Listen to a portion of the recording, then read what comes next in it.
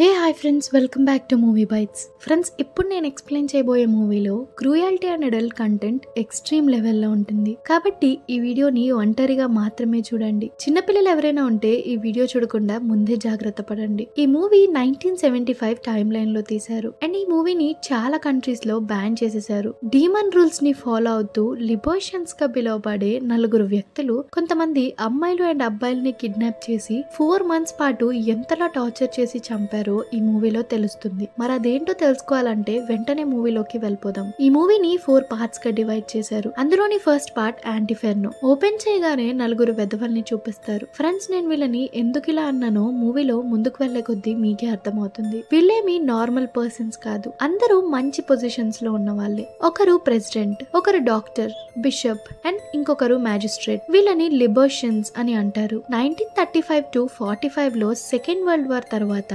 ఇటలీని వాళ్ళ పద్ధతిలో రూల్ చేయాలని డిసైడ్ చేసుకుంటారు. అసలు వాళ్ళ పద్ధతులు ఎంత నీచ నికృష్టంగా ఉన్నాయంటే వాళ్ళ కూతుర్లని ఆ నలుగురే ఒకరి కూతుర్ని ఇంకొకరు పెళ్లి చేసుకుని ఉంటారు. యాక్చువల్ గా వాళ్ళు డీమన్ చట్టాన్ని ఫాలో అవుతూ ఉంటారు. అలా చేయటం వల్ల డీమన్ సంతోషించి వాళ్ళు చనిపోయిన తర్వాత స్వర్గంలోకి వెళ్తారు అని వాళ్ళ నమ్మకం. ఎవరైనా మంచి పనులు చేస్తే స్వర్గానికి వెళ్తారు అని అంటారు. కానీ ఒకరిని బాధ పెడితే స్వర్గానికి ఎలా వెళ్తారో మీరే చెప్పండి. తర్వాత ఈ నలుగురు లిబర్షియన్స్ కలిసి ఇంకొక నలుగురిని గాడ్స్ గా అపాయింట్ చేస్తారు. ఇక్కడ ఈ పెద్ద మనుషులు ఆ నలుగురు గాడ్స్ కి బట్టలిప్పి మరి వాళ్ళు పెట్టబోయే టార్చర్ కి వీళ్ళు పనికొస్తారా లేదా అని ఇన్వెస్టిగేట్ చేస్తారు. మళ్ళీ ఇంకో 4 persons ని కూడా ఒక వెహికల్ లో ఎక్కడికో తీసుకొని వెళ్తుంటే అందులోని ఒక అతను పారిపోవాలని ట్రై చేస్తాడు. అది చూసి గాడ్స్ ఆ పర్సన్ ని షూట్ చేసి మరీ చంపేస్తారు. తర్వాత వాళ్ళు టార్చర్ చేయడానికి 18 మంది అమ్మాయిల్ని అండ్ 18 మంది అబ్బాయిల్ని బలవంతంగా ఒక ప్లేస్ కి తీసుకొని వెళ్తారు. వాళ్ళందరికీ అక్కడి రూల్స్ అన్ని డీటెయిల్డ్ గా చెప్పి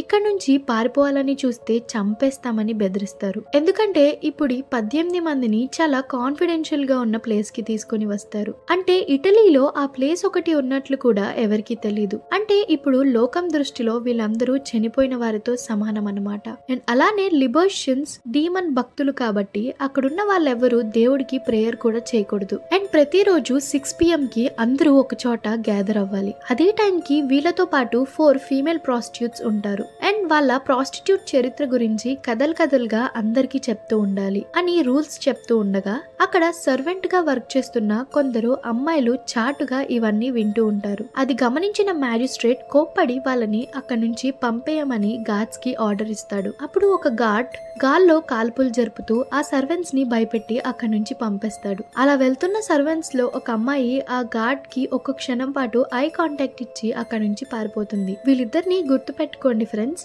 వీళ్ళ గురించి మూవీలో ముందుకు వెళ్లే కొద్దీ తెలుస్తుంది. ఇలా పార్ట్ 1 యాంటిఫెర్నో ఎండ్ అవుతుంది. ఇప్పుడు పార్ట్ 2 అంటే సర్కిల్ ఆఫ్ అబ్సెషన్ స్టార్ట్ అవుతుంది. మ్యాజిస్ట్రేట్ కిడ్నాప్ చేసి తీసుకుని వచ్చిన అమ్మాయిలు అండ్ అబ్బాయిలు అందరినీ ఒక చోటికి తీసుకుని వస్తారు. తర్వాత ఒక లేడీ వచ్చి తన చిన్నతనంలో ఆమెకి ఎలాంటి సెక్షువల్ అబ్యూసెస్ జరిగాయో డీటెయిల్ గా అక్కడున్న అందరికి చెప్తుంది. ఆ ప్రాస్టిట్యూట్ స్టోరీ విన్నాక ఒక లిబర్షియన్ టెంప్ట్ అయ్యి వాళ్ళు కిడ్నాప్ చేసిన వాళ్ళల్లో ఒక అబ్బాయిని మాస్టర్బేట్ చేయమని అడుగుతాడు. దానికి ఆ అబ్బాయి కాదనడంతో అతనితో చాలా రూడ్ గా బిహేవ్ చేస్తాడు. ఇదంతా చూసిన ఒక అమ్మాయి అక్కడ నుంచి పారిపోవాలని ట్రై చేస్తుంది. కానీ గార్డ్స్ ఆమెని పట్టేసుకుంటారు. ఆ తర్వాత ఆ అమ్మాయిని అతి దారుణంగా గ్యాంగ్ రేప్ చేసి బాగా కొట్టి గొంతు కోసి మరీ చంపేస్తారు. ఫ్రెండ్స్, ఈ సీన్ చూడడానికైతే చాలా క్రూయల్ గా అనిపిస్తుంది. తర్వాత మళ్ళీ ఎవరైనా పారిపోవటానికి ట్రై చేస్తే వాళ్ళకు కూడా ఇదే గతి పడుతుంది అని చెప్పి అక్కడున్న వాళ్ళందరికీ వార్నింగ్ ఇస్తారు. ఇంకా వాళ్ళ రూల్స్ లో భాగంగా ఏం చెప్తారంటే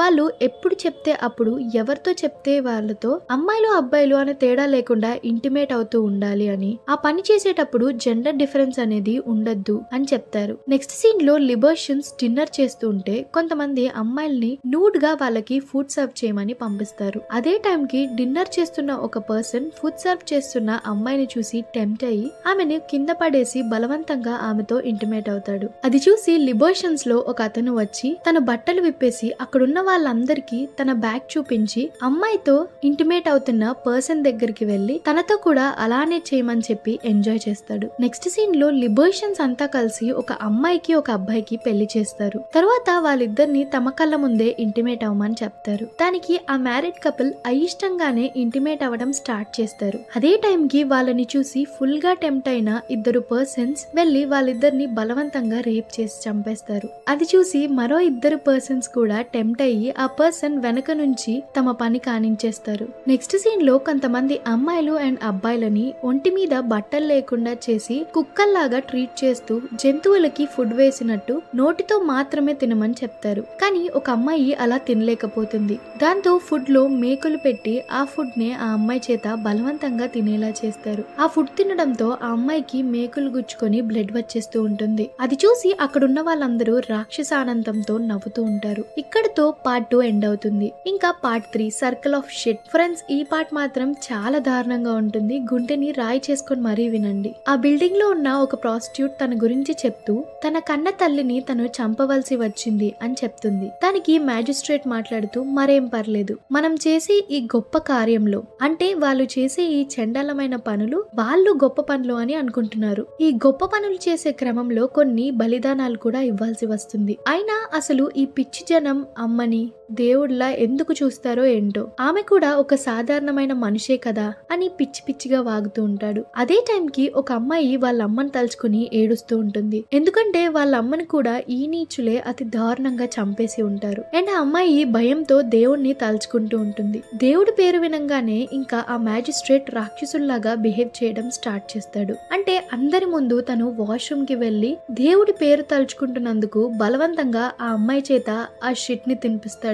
అంతేకాదు ఫ్రెండ్స్, వాళ్ళల్లో ఒక నీచుడు ఒక అబ్బాయిని మ్యారేజ్ చేసుకుని పార్టీ ఇచ్చి ఆ పార్టీలో అందరికి డిన్నర్ గా దాన్నే పెడతారు. నెక్స్ట్ సీన్ లో ఈ నలుగురు నీచులు వాళ్ళ డీమన్ రూల్స్ ఉన్న బుక్ ప్రకారం ఎవరి బ్యాగ్ అయితే చూడ్డానికి అందంగా ఉంటుందో వాళ్ళని చంపాలి. అందువల్ల వాళ్ళు కిడ్నాప్ చేసి తీసుకుని వచ్చిన వాళ్ళలో నుంచి ఒక అబ్బాయిని సెలెక్ట్ చేసుకుని గన్ తో షూట్ చేస్తారు. కానీ ఆ గన్ లో బుల్లెట్స్ లేకపోవటం వల్ల అతను బ్రతికిపోతాడు.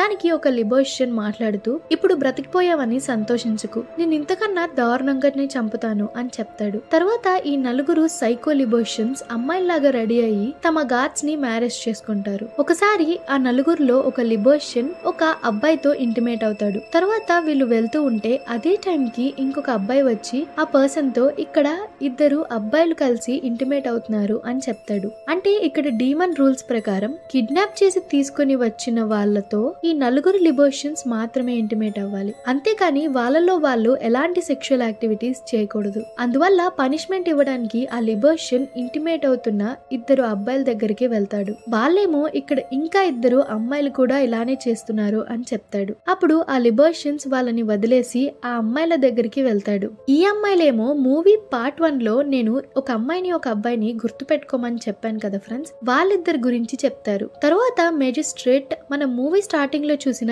ఇద్దరిని షూట్ చేసి మరీ చంపేస్తాడు. ఇంతటితో థర్డ్ పార్ట్ ఎండ్ అవుతుంది. ఇంకా fourth and final part of the movie circle of blood start అవుతుంది. ఈ పార్ట్ చాలా క్రూరంగా అండ్ భయంకరంగా ఉంటుంది. లిబర్షియన్స్ చేసే నీచమైన పనులన్నీ కూడా వాళ్ళ దగ్గరున్న ఒక డీమన్ రూల్స్ బుక్ ప్రకారం చేస్తూ ఉంటారు. ఆ విధంగా ఇప్పుడు ఇక్కడున్న అమ్మాయిల్ని అండ్ అబ్బాయిల్ని ఒక ప్లేస్ కి తీసుకొని వచ్చి ఈ నలుగురు పర్సన్స్ టార్చర్ చేస్తూ ఉంటారు. కొంతమందికి చెస్ట్ పార్ట్ లో కాల్చడం, కొంతమంది నాలుక కోసేయడం, కొంతమంది అబ్బాయిలకి పెన్నీస్ ని కాల్చడం, బ్రతికుండంగానే వాళ్ళ స్కాల్ప్ ని కోసేయటం, కనుగుడ్లు తీయటం, ఇంకా చాలా దారుణమైన పనులు చేసి చిత్రవిధి చేస్తారు. ఇవన్నీ తలుచుకుంటూ ఒక ప్రాస్టిట్యూట్ పియానో ప్లే చేస్తూ ఈ ఘోరాలని చూడలేక విండోలో నుంచి దూకి సూసైడ్ చేసుకొని చనిపోతుంది. తర్వాత ఈ నలుగురు లిబర్షియన్స్ అక్కడున్న అమ్మాయిలు అండ్ అబ్బాయిల్ని టార్చర్ చేసి చంపేసి దానిని ఒక రిచువల్ లాగా ఫీల్ అవుతూ డాన్స్ చేస్తూ ఉంటారు. అలా ఈ మూవీ ఎండ్ అవుతుంది. 2006 చికాగో ఫిల్మ్ క్రిటిక్స్ అసోసియేషన్ వాళ్ళు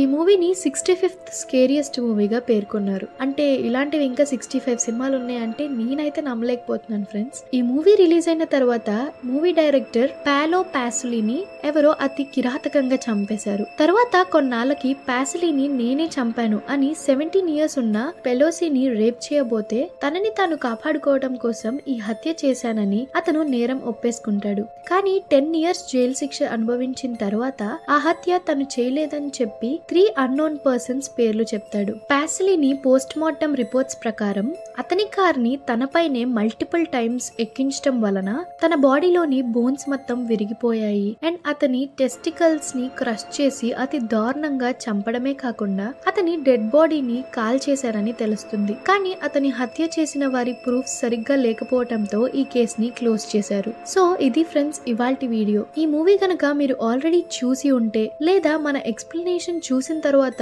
ఎవరైనా ఈ మూవీ చూస్తే మళ్ళీ తిరిగి వచ్చి మన వీడియో కింద ఈ మూవీ పైన మీ ఒపీనియన్ ఏంటో కామెంట్ సెక్షన్ లో చెప్పండి. అండ్ అలానే ఈ వీడియో మీకు నచ్చినట్లయితే లైక్ చేయండి, కానీ మీ ఫ్రెండ్స్ అండ్ ఫ్యామిలీకి ఈ వీడియోని అస్సలు షేర్ చేయకండి ఫ్రెండ్స్. అండ్ మన ఛానల్ ని సబ్స్క్రైబ్ చేసుకోవడం అస్సలు మర్చిపోకండి. Thank you friends. మరొక వీడియోతో మళ్ళీ కలుద్దాం. జై హింద్.